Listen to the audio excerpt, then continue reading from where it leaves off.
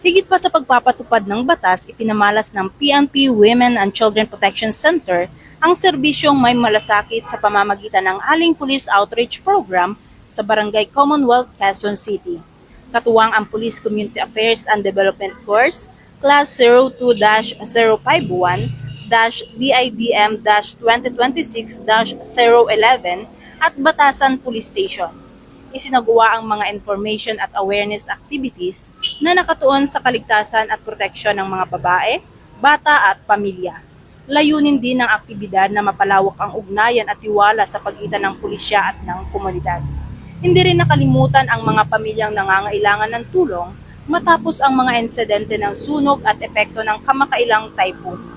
Namahagi ang WASI-PC at mga katuwang nito ng food packs at basic relief assistance bilang dagdag suporta sa mga apektadong residente. Sa pamamagitan ng Aling Pulis, patuloy na inilalapit ng WASI-PC ang serbisyo ng PNP sa tao, hindi lamang sa pamamagitan ng proteksyon at law enforcement, kundi sa pamamagitan din ng edukasyon, malasakit at tunay na paglilingkod sa komunidad.